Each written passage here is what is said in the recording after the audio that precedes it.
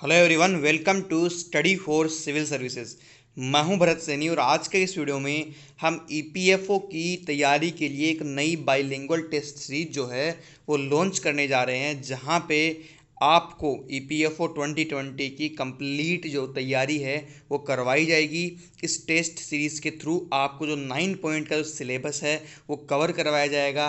बस आपको क्वांट के जो क्वेश्चन है वो आप कहीं ना कहीं उनको मिस कर सकते हैं। इसके अलावा जो मेन 3 पॉइंट यहाँ पे दिए गए हैं इस सिलेबस में, इंडस्ट्री वाला, इसके अलावा अगर हम बात करें सोशल सिक्योरिटीज़ का, और तीसरा अकाउंटिंग का, यहाँ से आपको ज़्यादा प्रश्न मिलेंगे क्योंकि नॉर्मली आपको जो टेस्ट सीरीज़ मिलती है वहाँ पे ये क्वेश्चंस कम मिलते हैं, बट हम यहाँ पे आपको ये क्वेश्चन ज़्यादा प्रोवाइड करने की कोशिश कर रहे हैं। तो चलिए शुरू करते हैं पहले टेस्ट के साथ। बट बिफोर बिगिन मैं आपको बता दूं कि हमारा यूपीएससी ईपीएफओ 2020 की तैयारी के लिए एक पेड ग्रुप चल रहा है 17 मई से, जिसको ज्वाइन करके आप उसकी कंप्लीट तैयारी कर सकते हैं। वहाँ पे आपको सेक्शनल टेस्ट सीरीज़ मिलेगी, पूरा स्टडी मटेरियल मिलेगा, इसके अलावा 10 फुल लेंथ टेस्ट भी मिलेंगे। और जो यहाँ पे आपको फ्री टेस्ट सीरीज़ प्रोवाइड करवाई जा रही है यूट्यूब के थ्रू, इसका जो कंटेंट है, इसकी जो पीडीएफ है वो भी आपको वहीं ग्रुप में मिलेगी। And for more information you can contact over here. इसके अलावा हमारी वीडियोस का नोटिफिकेशन पाने के लिए स्टडी फॉर सिविल सर्विसेज का फ्री टेलीग्राम ग्रुप ज्वाइन कर लीजिए, चैनल को सब्सक्राइब कर लीजिए और बेल आइकन को हिट कर दीजिए। तो चलिए अब बात करते हैं पहले प्रश्न के बारे में। और पहला प्रश्न यहाँ पे पूछ रहा है कि आपको कुछ स्टेटमेंट दिए गए हैं और वो स्टेटमेंट में से करेक्ट कौन सा है। पहला स्टेटमेंट दिया गया है बैंक बोर्ड ब्यूरो के बारे में। तो बैंक बोर्ड ब्यूरो क्या एक कॉन्स्टिट्यूशनल या स्टेटरी बॉडी है? तो हिंदी में अगर आपको इसका अनुवाद देखना है तो आप देख सकते हैं, क्या वो एक संवैधानिक और वैधानिक निकाय है? तो नहीं है, यही स्टेटमेंट में कहा गया है। And it is setup through a gazette notification for selection of top officials. जो एमडी, सीईओ, चेयरमैन या फिर फुल टाइम डायरेक्टर्स होते हैं पीएसबी, एलआईसी और अदर पब्लिक सेक्टर जो फाइनेंशियल इंस्टीट्यूट्स हैं, उनको सेलेक्ट करने के लिए बैंक बोर्ड ब्यूरो का जो है वो गठन किया गया है एक गजेट के through, not through a constitutional और स्टेटरी बॉडी। इसके अलावा सेकंड स्टेटमेंट कहा गया है कि सीबीईसी या सीबीआईसी जो है, जो इनडायरेक्ट टैक्सेस के लिए है, उसने प्रोजेक्ट सक्षम लॉन्च किया था। किसके लिए? वो किया था इंटीग्रेशन के लिए, एक वेब पोर्टल जो था वो लॉन्च किया गया। और उसके अलावा इंडियन रेलवे ने भी एक प्रोजेक्ट जो है वो लॉन्च किया सक्षम नाम से। वो किया गया था किसके लिए? उसका ऑब्जेक्टिव था कि जो एम्प्लॉयज़ हैं उनकी स्किल्स को अपग्रेड कर सकें। तो यहाँ पे ये दोनों ही स्टेटमेंट सही है, बैंक बोर्ड ब्यूरो के बारे में और सीबीईसी के बारे में। तीसरा स्टेटमेंट दिया गया है कि जो ग्लोबल फाइनेंशियल सीक्रेसी इंडेक्स आती है, जहाँ पे बताया जाता है कि कौन सी कंट्री एक टैक्स हेवन है और कौन सी कंट्री नहीं है, तो क्या वो प्रिपेयर की जाती है एक UK based think tank tax justice network के द्वारा? तो ये बात सही है कि ये ग्लोबल जो इंडेक्स आती है ये एक यूके बेस्ड थिंक टैंक के द्वारा ही बनाई जाती है। तो इसका राइट आंसर होगा कि यहाँ पे तीनों स्टेटमेंट करेक्ट है, ए, बी एंड सी। इसके अलावा आपको इसका हिंदी ट्रांसलेशन जो क्वेश्चन है उसका यहाँ पे मिलेगा और उसको आप समझ सकते हैं। मैंने पूरा जो क्वेश्चन है वो इंग्लिश और हिंदी में एक्सप्लेन कर दिया है। उसके बाद नेक्स्ट क्वेश्चन पूछ रहा है नीति आयोग और प्लानिंग कमीशन के बारे में। तो प्रश्न बोल रहा है कि नीति आयोग के अंदर आपको 2 फुल टाइम मेंबर मिलेंगे और जो प्लानिंग कमीशन था उसके अंदर आपको 8 फुल टाइम जो मेंबर्स हैं वो मिलेंगे। ये बात एकदम सही है। उसके बाद दूसरा स्टेटमेंट बोल रहा है कि नीति आयोग की जो गवर्निंग काउंसिल है, उस काउंसिल के अंदर जो स्टेट्स के मुख्यमंत्री हैं और लेफ्टिनेंट गवर्नर्स जो होते हैं वो नहीं होते। प्रश्न बोल रहा है कि वो नहीं होते हैं गवर्निंग काउंसिल में नीति आयोग के। तो ये यहाँ पे बात गलत है, होते हैं। फिर दूसरा इसी के अंदर पार्ट बोला गया है कि जो प्लानिंग कमीशन है, जो योजना आयोग है, उसके अंदर नेशनल डेवलपमेंट काउंसिल की रिपोर्ट आती है, जिसमें मुख्यमंत्री होते हैं राज्यों के और गवर्नर्स होते हैं किसके? जो यूनियन टेरिटरीज होती हैं उनके। तो ये स्टेटमेंट यहाँ पे सही है, लेकिन इसका पहला हिस्सा गलत है, तो पूरा स्टेटमेंट यहाँ पे ये गलत है। फिर तीसरा स्टेटमेंट दिया गया है कि नीति आयोग के पास फंड एलोकेट करने का कोई पावर नहीं है। ये बात सही है। इसके अलावा इसका आगे का हिस्सा बोलता है कि योजना आयोग के पास जो फंड है वो अलोकेट करने का पावर था। ये बात सही है। तो यहाँ पे आपको 2 स्टेटमेंट सही मिलते हैं, ए और सी। फिर तीसरा प्रश्न यहाँ पे आता है, वो आता है नेशनल पेंशन स्कीम। और ये प्रश्न आपका कौन सी कैटेगरी के तहत आएगा? ये आएगा सोशल जो स्कीम्स हैं उनके तहत, क्योंकि सोशल सिक्योरिटी स्कीम जो है वो नेशनल पेंशन स्कीम उन्हीं में से एक है। पहला इसका स्टेटमेंट बोलता है कि यहाँ पे जो आर्म्ड फोर्सेज हैं उनके पर्सोनेल जो होते हैं वो अलाउड नहीं है। ये बात एकदम सही है कि आर्म्ड फोर्सेज के पर्सोनेल जो है वो एनपीएस के तहत नहीं आते, इस स्कीम में एलिजिबल नहीं है। फिर दूसरी बात कही गई है कि ये जो स्कीम जो है इसको मैनेज करता है कौन, पीएफआरडीए, तो ये बात सही है। और तीसरा स्टेटमेंट दिया गया है कि जो ओवरसीज सिटीजन्स हैं इंडिया के, क्या वो इसके लिए एलिजिबल हैं, ये इस बात सही है कि वो इसके लिए एलिजिबल है। तो आपको बी और सी ये दो स्टेटमेंट सही मिलते हैं, तो बी इसका राइट आंसर होगा। और यहाँ पे आप इसका हिंदी ट्रांसलेशन देख सकते हैं जो बहुत ही इजी है, मैंने एक्सप्लेन भी आपको हिंदी में किया है। यहाँ पे आपको पहला स्टेटमेंट गलत मिलेगा और बाकी के दो सही। अब इसका एक्सप्लेनेशन मैंने यहाँ पे लिखा है कि एनपीएस वो स्पॉन्सर्ड है बाय द गवर्नमेंट और गवर्नड है by the PFRDA, pension fund regulatory and development authority. तो ये बात आपको समझ में आ गई। अब इसके अलावा ये कब स्टार्ट हुई थी, 2004 में। इसके अलावा इसमें कुछ और कंडीशंस है जो मैंने यहाँ पे आपके लिए लिख के रखी है। जो यहाँ पे ओवरसीज सिटीजन्स वाला जो पॉइंट था वो मैंने यहाँ पे लिखा है, तो ये आप इसको देख के समझ सकते हैं। अब उसके बाद आगे का प्रश्न हमें पूछता है, वो आता है लेबर लॉज के बारे में। प्रश्न पूछता है कि आपको दो सेक्शन को करेक्टली मैच करना है। पहला दिया गया है फैक्ट्रीज एक्ट 1948, उसके बारे में क्या बात सही है और क्या बात गलत है।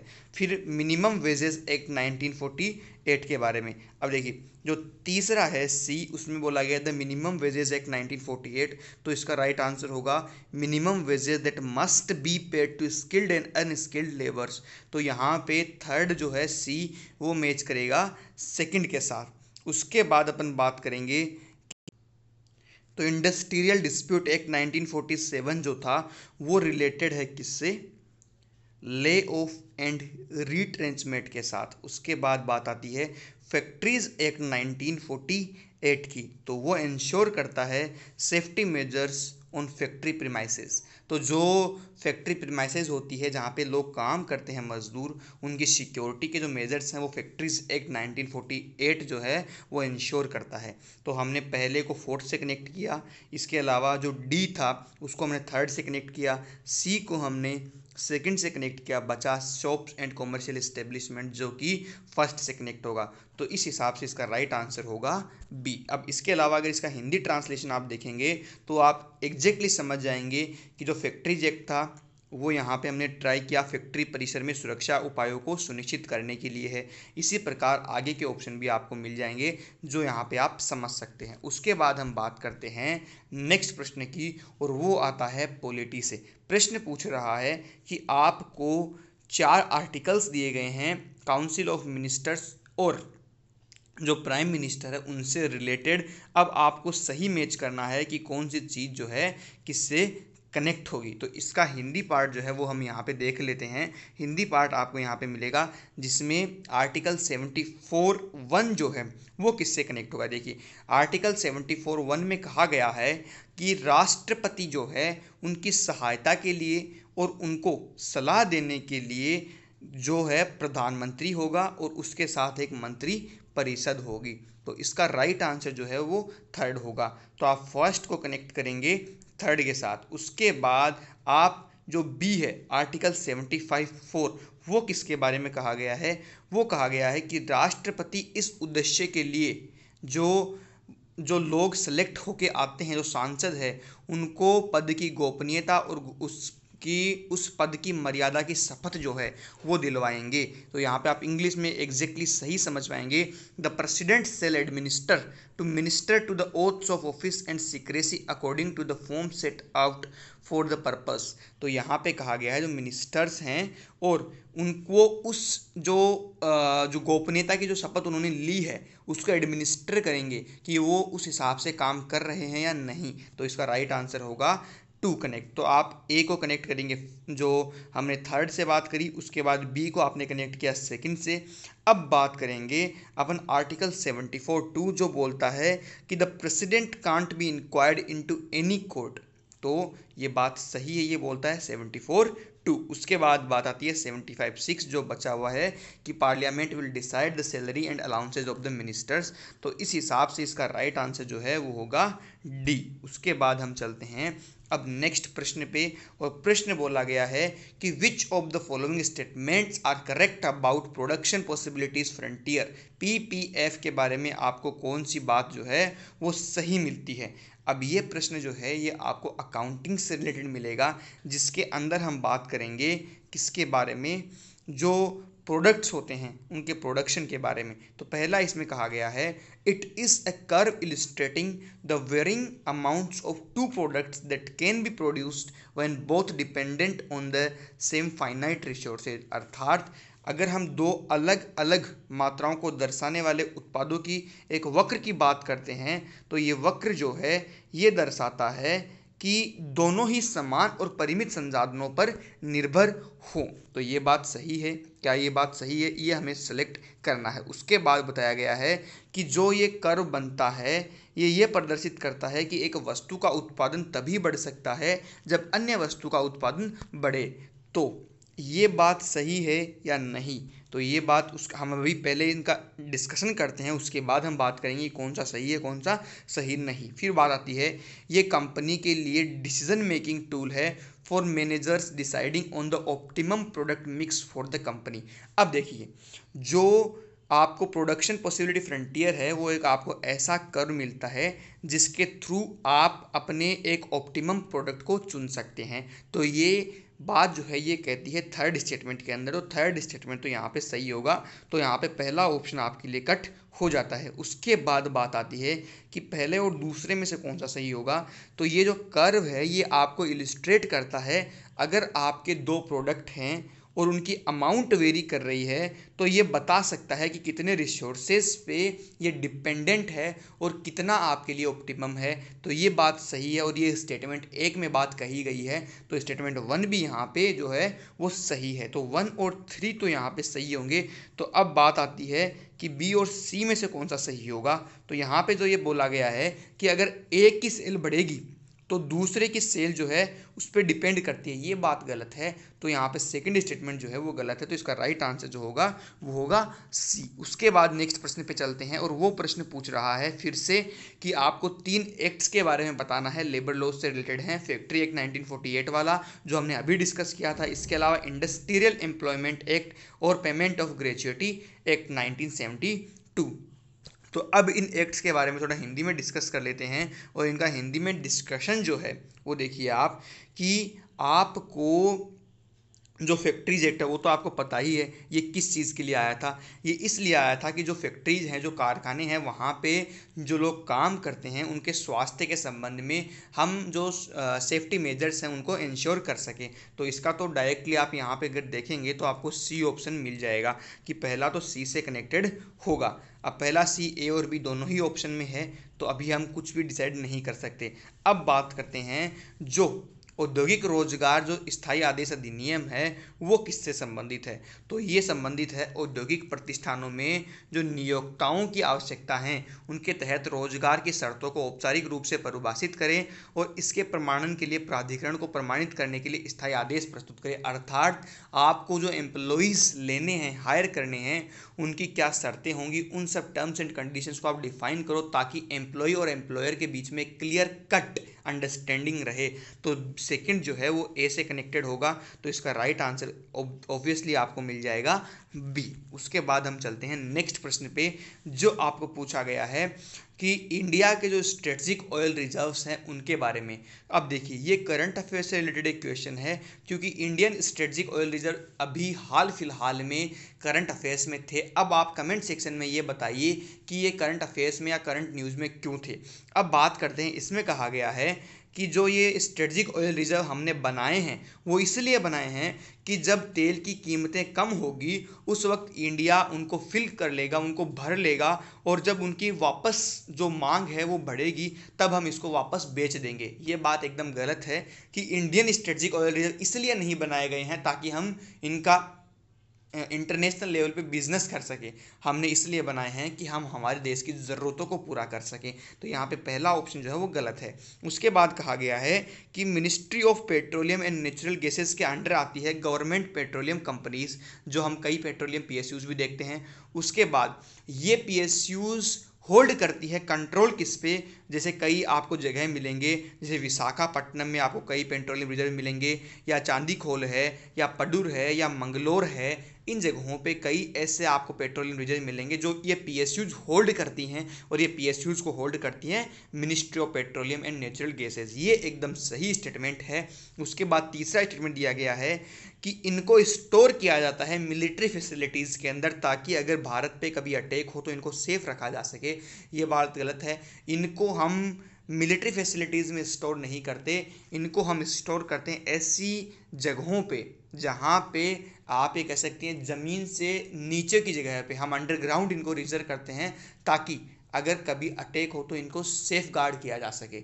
तो ये इसका राइट आंसर हुआ, वो है बी इसका सही उत्तर है। उसके बाद प्रश्न आता है कि आपको एक इनकरेक्ट स्टेटमेंट ढूंढना है minimum wages and central laws related to labour. तो लेबर से संबंधित आपको एक गलत स्टेटमेंट चुनना है। अब यहाँ पे आप देख सकते हैं हिंदी में भी आपको हम अभी बात करेंगे।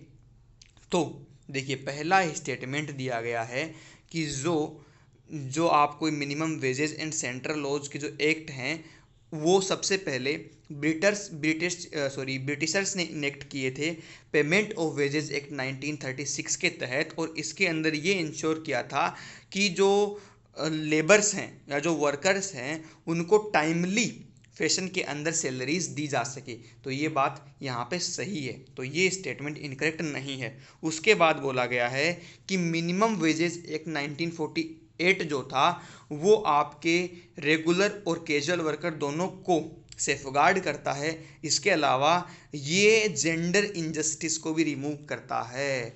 ये यहाँ पे गलत हो गया। 1948 का जो एक्ट था ये जेंडर इनजस्टिस को रिमूव नहीं कर पाया। यहाँ पे अभी भी बहुत गैप था ऐसे प्रोफेशंस के मिनिमम वेजेज में जहाँ पे जो औरत है, जो महिलाएं हैं, वो ज़्यादा काम करती है पर उनको उतना मिनिमम वेज नहीं मिल पाता जितना पुरुषों को मिलता है। किसके तहत? 1940 एक्ट के तहत। तो ये स्टेटमेंट यहाँ पे गलत होगा और इसका राइट आंसर भी यही होगा। तीसरा हम यहाँ पे अभी डिस्कस कर लेते हैं कि आर्टिकल 43 और 39 जो है वो भी जो आपका मिनिमम वेजेस हैं या फिर लिविंग वेजेस हैं उन्हीं के बारे में कहा गया है। तो ये बात भी सही है। और कोड ऑन वेजेस 2019 ये किसके तरफ एम करके बनाया गया है? तो ये क्या करता है, जो पहले से एक्ट जो हैं वो एग्जिस्टिंग हैं उनको कंबाइन करता है। कौन कौन से? मिनिमम वेजेज एक्ट 1948 को, पेमेंट ऑफ वेजेज एक्ट 1936 को, पेमेंट ऑफ बोनस एक्ट 1965 को, और इक्वल रिन्यूमरेशन एक्ट 1976 को। तो इसका राइट आंसर जो है वो हुआ बी। उसके बाद नेक्स्ट प्रश्न पूछा गया है, फिर से आपको मैच करना है ऑर्गेनाइजेशन का जो स्ट्रक्चर है उसको। अब देख सकते हैं कि अब ऑर्गेनाइजेशन, सबसे पहले IRDAI की बात करते हैं। तो IRDAI जो है उसमें क्या आपको मिलेगा, किस किस प्रकार का स्ट्रक्चर आपको वहाँ मिलता है? तो वहाँ पे आपको एक चेयरमैन मिलेगा जिसका 5 साल का कार्यकाल होगा और 65 साल का आपका वहाँ उनकी एज जो लिमिट है वो है। इसके अलावा आपको 9 मेंबर और मिलेंगे जिनका 5 साल का कार्यकाल और 62 साल उनकी एज लिमिट है, और टोटल 10 आपको वहाँ पे लोग मिलेंगे। वो है IRDAI का जो मेन बॉडी स्ट्रक्चर है। तो ये फर्स्ट का जो है वो कनेक्शन होगा थर्ड से। फिर PFRDA की अगर हम बात करते हैं तो उसके अंदर आपको एक चेयरमैन और 5 मेंबर मिलेंगे, और उनका जो कार्यकाल है वो 5 साल होता है, और चेयरमैन की एज लिमिट 65 साल और 5 मेंबर्स की एज लिमिट होती है 62, और इस हिसाब से वहाँ पे 6 आपको मेंबर मिलते हैं। तो इसका राइट आंसर होगा 1। और सेबी, इसके अंदर आपको चेयरमैन के अलावा कई आपको फुल टाइम और पार्ट टाइम मेंबर्स यहाँ आपको मिलेंगे। तो इसका राइट आंसर होगा 2। तो इसका सही ऑप्शन है 312C। उसके बाद नेक्स्ट क्वेश्चन आता है, वो आता है इंग्लिश से संबंधित, और पूछा गया है कि आपको अपोजिट वर्ड बताना है इंटेंस का। अब देखिए, कोई इंटेंस है अर्थात किसी चीज़ को लेके गंभीर है। अब गंभीर का आपको अपोजिट वर्ड ढूंढना है। तो क्या लव, प्यार गंभीर का अपोजिट होगा? नहीं। रेस्पेक्ट, किसी का आदर करना? नहीं। काम इट मीन्स चिल, आप एकदम मतलब कूल माहौल में हैं, तो ये इसका सही होगा गंभीर, और दूसरा आप चिल और कूल माहौल में रहें। तो इसका राइट आंसर होगा सी। उसके बाद नेक्स्ट प्रश्न आता है कि a person who is made to bear the blame due to others. Okay, एक ऐसा इंसान जो किसी दूसरों के किए गए कारणों की वजह से, कामों की वजह से अपने आप उस पर ब्लेम आ जाता है, ऐसे व्यक्ति को हम क्या कहते हैं? ऐसे व्यक्ति को हम कहते हैं स्केपगोट। तो इसका राइट आंसर होगा बी। उसके बाद नेक्स्ट प्रश्न आता है कि आपको सोशल सिक्योरिटी स्कीम जो है उनके तहत कुछ स्टेटमेंट दिए गए हैं और सही आपको चुनना है। पहला स्टेटमेंट दिया गया है कि प्रधानमंत्री किसान मनधन योजना जो है उसमें आपको फार्मर्स जो है उनकी एज जो है 18 से 50 होती है, उनको हम अलाउ करते हैं और वो 3,000 रुपये मंथली पेंशन पाते हैं 60 की उम्र में हो जाने के बाद। तो ये गलत है क्योंकि ये इसकी एज होती है 18 टू 40। अगर आपको इसके लिए अप्लाई करना है तो आपको 18 से 40 साल की उम्र में आपको होना होगा। आप 18 से 50 की उम्र में इसकी एज लिमिट नहीं होगी। उसके बाद पूछा गया है कि प्रधानमंत्री सुरक्षा बीमा योजना जो है वो स्कीम किसके लिए अवेलेबल है? To the people of the age group 18 to 70 years and life insurance of 2 lakh would be available on the payment of premium of ₹330 per annum.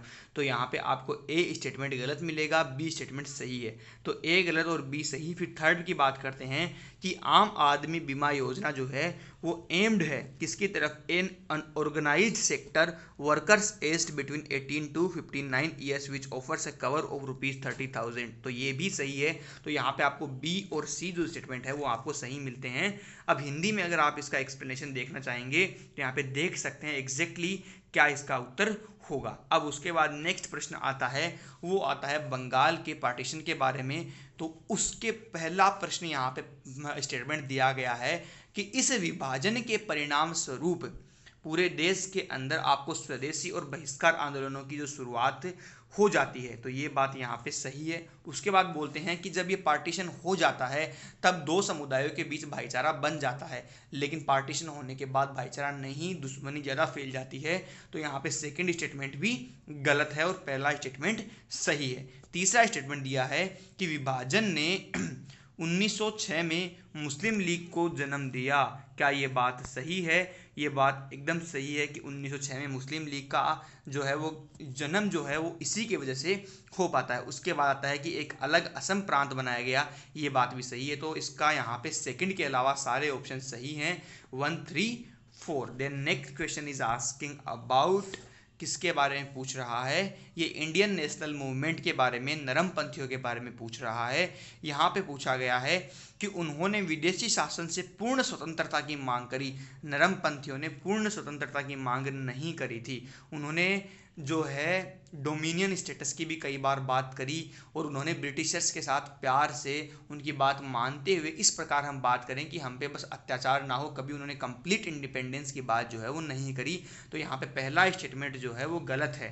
तो आपको फर्स्ट स्टेटमेंट यहाँ पे गलत मिलेगा। उसके बाद दूसरा स्टेटमेंट जो आपको मिलता है वो आपको मिलेगा कि चीनी पर नमक abolishing salt tax and duty on sugar. चीनी और नमक इन दोनों पर जो कर था उसको समाप्त करने की मांग उन्होंने करी थी। क्या ये बात गलत है या सही है? तो ये स्टेटमेंट सही है। उसके बाद तीसरा स्टेटमेंट है कि demanded repealing the arms act of 1878। जो 1878 का जो सशस्त्र अधिनियम था उसको निरस्त करने की मांग उन्होंने करी थी, ये भी बात सही है। और फाइनली उन्होंने सेना पर खर्च बढ़ाने की मांग करी, ये बात फिर से गलत है। तो यहाँ पे दो स्टेटमेंट गलत है, पहला और चौथा।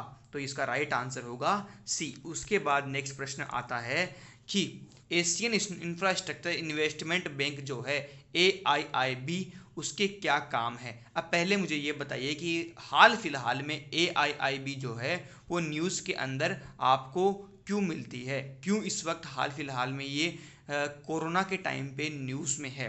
तो चलिए पहले हम इसके कार्य के बारे में बात करते हैं। तो इसका मेन जो मोटिव है कि आपका जो सस्टेनेबल इकोनॉमिक डेवलपमेंट है उसको हम सतत रूप से बढ़ा सकें। क्या ये बात सही है? ये स्टेटमेंट इनका सही है। अब उसके बाद स्टेटमेंट आता है कि अंतर्राष्ट्रीय स्वास्थ्य कार्य पर एक निर्देशन और समन्वय प्राधिकरण के रूप में कार्य करना। तो इनका हेल्थ से रिलेटेड जो है वो कोई काम नहीं है। तो ये स्टेटमेंट यहाँ पे गलत है। फिर तीसरा स्टेटमेंट है to promote regional cooperation and partnership, क्षेत्रीय सहयोग और साझेदारी को बढ़ाना। हाँ, ये बात सही है कि एशिया के अंदर जो देश हैं उनके बीच क्षेत्रीय सहयोग और साझेदारी बढ़ाई जा सके, इस प्रकार का मोटिव ये रखती है। तो फर्स्ट सही है, थर्ड सही है। अब उसके बाद बात करते हैं फोर्थ के बारे में, to reduce poverty of by offering assistant to middle income and low income countries. ये बात गलत है कि सिर्फ निम्न आय और मध्यम आय वाले देशों को ही सहायता प्रदान करना, और वो भी गरीबी कम करने के लिए। इनका मेन जो मोटिव है कि इंफ्रास्ट्रक्चर को बढ़ाया जा सके, उसमें इन्वेस्ट किया जा सके। तो यहाँ पे राइट आंसर होगा 1 and 3 सी ओनली। उसके बाद नेक्स्ट प्रश्न आता है कि तो अब जो नेक्स्ट जो प्रश्न है वो अकाउंटिंग से रिलेटेड है और पूछा गया है कि इसके कई प्रिंसिपल्स को सही इनके एक्सप्लेनेशन से मैच करिए। तो पहला स्टेटमेंट दिया गया है कि द ऑब्जेक्टिविटी प्रिंसिपल जो है अकाउंटिंग का, वो क्या कहता है? तो वो कहता है कि बिजनेस के अंदर जितने भी ट्रांजेक्शन्स हो रहे हैं वो मस्ट बी सपोर्टेड होने चाहिए, किसके द्वारा? Objective evidence that proves transaction did occur, अर्थात कि वो ट्रांजेक्शन हुआ है ऐसा आपके पास प्रूव होना चाहिए सारे बिजनेस ट्रांजेक्शन्स के लिए। तो 1 2 जो है वो बी करेक्ट होगा। तो यहाँ पे ये दो ऑप्शन तो कट जाते हैं। उसके बाद सेकंड टू सी होगा अकॉर्डिंग टू द ऑप्शन। उसके बाद हम बात करते हैं थर्ड से रिलेटेड जो है वो क्या होगा, मेटेरियलिटी प्रिंसिपल। ये बोलता है कि जो अकाउंटिंग स्टैंडर्ड्स हैं उनको आप इग्नोर कर सकते हैं, कब? जब net impact of doing so has such a small impact on the financial statement, अर्थात जो आपका किसी एक चीज़ को करने के लिए उस पर अगर आपका इम्पैक्ट जो है वो बहुत कम है, उस वक्त आप अकाउंटिंग स्टैंडर्ड्स को इग्नोर कर सकते हैं। तो इसका राइट आंसर होगा थर्ड टू ए, और इसी के साथ इसका हमें सही उत्तर मिल जाएगा बी। अब आप इन चारों प्रिंसिपल्स की राइट जो एक्सप्लेनेशन है उसको याद करिए, जिससे कि आपको सही प्रश्न का आगे कभी किसी भी प्रकार से प्रश्न पूछा जाए तो उसका सही उत्तर आप दे सकें। फिर प्रश्न पूछा गया है कि which one of the following is या are correct statement about journalizing in accounting. Accounting में जो जर्नलाइजिंग है उसके बारे में सही कथन क्या है? तो जर्नलाइजिंग के बारे में सही कथन में से अगर हम बात करते हैं तो पहला बात हम बात करेंगे कि ये अवॉइड करता है, ये उन कठिनाइयों से हमें बचाता है जो हमें आप ये कह सकते हैं मिस्टेक्स करने की ओर ले जाते हैं, एरर्स की तरफ ले जाते हैं। त्रुटि की क्षमता और गलतियों को ट्रैक करने में जो कठिनाई आती है उनसे हमें बचाता है। तो इसका पहला आंसर सही है। और दूसरा कि इसके अंदर एक स्थान पर प्रत्येक लेन देन का पूरा रिकॉर्ड है, ये पूरा का पूरा जो रिकॉर्ड्स होते हैं हर एक ट्रांजेक्शन के रिकॉर्ड को जो है मेंटेन करके चलता है। तो तीसरा भी इसका राइट आंसर होगा, 1 and 3 इसका सही उत्तर है। इसके अलावा मैंने यहाँ पे सारी एक्सप्लेनेशन आपको दी है, आप इसको समझ सकते हैं। फिर आगे का प्रश्न पूछा गया है कि लिथियम आयन जो बैटरी है उसके अंदर एनोड किससे बना होता है? तो लिथियम आयन बैटरी का जो एनोड होता है वो शीशा या फिर आप कह सकते हैं ग्रेफाइट से बना होता है। उसके बाद नेक्स्ट प्रश्न पूछा गया है कि एक सूर्य की तरह चमकने वाला एक गहरा पेच क्या होता है? कि एक ऐसी चीज जो डार्क पेच है, और वो भी किस प्रकार का? जो सन ऑफ जो सन की सरफेस है उसकी तरीके का। तो उसका आप ये समझिए जो क्रोमोस्फीयर है, जो क्रोमोस्फीयर है वो क्या एक ऐसी चीज है जो सन की सरफेस के जैसा दिखता है? ये बात गलत है। लेकिन जो सन स्पॉट है जिसको हम बोलते हैं सन स्पॉट, क्या वो एक ऐसी चीज है, एक ऐसा डार्क पेच है जो सन की सरफेस है? तो ये बात एकदम सही है। तो यहाँ पे आपको सी जो है वो आपका ए से कनेक्ट होगा। उसके बाद हम बात करते हैं फोटोस्फीयर की, ये क्या होगा? तो ये है कि सूर्य की जो चमकीली बाहरी परत है, या फिर आप कह सकते हैं जो ब्राइट आउटर लेयर है जो सन की, वो इमिट करती है मोस्ट ऑफ द रेडिएशन, हम उसकी बात करते हैं, उसको हम फोटोस्फीयर बोलते हैं। तो 1 जो है वो कनेक्ट होगा बी से। उसके बाद हम बात करते हैं क्रोमोस्फीयर की। क्रोमोस्फीयर क्या होता है? तो क्रोमोस्फीयर क्या होता है? बी आपका जो है वो होता है the lower region of the sun's atmosphere. Chromosphere it means the lower region of the sun's atmosphere. And finally solar wind जो होता है एक stream of energized charged particle, सक्रिय और आवेशित कणों की एक धारा। तो इसका राइट आंसर सही हुआ बी। अब चलते हैं, इनके सारे एक्सप्लेनेशन हमने देखा। अब यहाँ पे मुझे एक बात बताइए कि इन 20 क्वेश्चंस में जो आपने खुद से अटेम्प्ट किए हैं वो आपके कितने सही हुए हैं, और ये टेस्ट सीरीज आपके लिए कितनी हेल्पफुल हो सकती है। So thank you for watching our video. Please do like this video, share this video, subscribe our channel. Thank you, bye bye.